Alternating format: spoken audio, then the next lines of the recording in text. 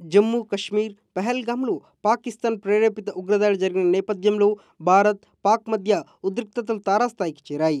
ఈ క్రమంలో భారత ప్రభుత్వం తీసుకున్న పలు నిర్ణయాలు పాక్ ప్రభుత్వం నేతల కంటి మీద కునుకు లేకుండా చేస్తుంది. దీంతో పాక్ నేతలు, ఆర్మీ, ఆ దేశంలో తలదాచుకుంటున్న ఉగ్రవాదులు భారత్పై విషం చిమ్ముతున్నారు. యుద్ధానికి కూడా సిద్ధమే అనే విధంగా పిచ్చి ప్రేలాపనలు చేస్తున్నారు. పాక్ పైకి గంభీరంగా కనిపిస్తున్న ఆ దేశం అంతర్గత సమస్యలతో ఉక్కిరిబిక్కిరి అవుతుంది. పాకిస్తాన్లోని బలూచిస్తాన్ ప్రావిన్స్ తీవ్ర వివక్షకు గురవుతోంది. బలూచిస్తాన్ పాకిస్తాన్లోని అతిపెద్ద ప్రావిన్స్ అయినప్పటికీ ఆర్థికంగా, రాజకీయంగా నిర్లక్ష్యానికి గురైన ప్రాంతంగా ఉంది.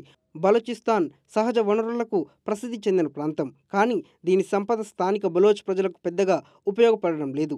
దీంతో బలూచిస్తాన్ లిబరేషన్ ఆర్మీ స్వాతంత్ర్యం కోసం గత కొన్నేళ్లుగా పోరాడుతుంది. ఇందులో భాగంగా పాకిస్తాన్ ఆర్మీపై విరుచుకుపడుతుంది. పహల్గాం దుర్ఘటన అనంతరం భారత సరిహద్దు వద్ద సవాలును ఎదుర్కొంటున్న పాక్ ఇప్పుడు బలోచ్ రెబల్స్ మూలంగా తలపట్టుకుంటుంది. తాజాగా బలోచ్ లిబరేషన్ ఆర్మీ ఆధ్వర్యంలోని death squad Balochistan province Kalat జిల్లాలోని మంగోచేర్ పట్టణాన్ని తన ఆధీనంలోకి తెచ్చుకుంది. ప్రభుత్వ కార్యాలయాలు, భవనాలు ప్రస్తుతం బలోచ్ లిబరేషన్ ఆర్మీ కంట్రోల్లోనే ఉన్నాయి. అంతేకాకుండా ఆర్మీ క్యాంప్పై దాడి చేసిన బలోచ్ తిరుగుబాటుదారులు ఆయుధాలను స్వాధీనం చేసుకున్నారు.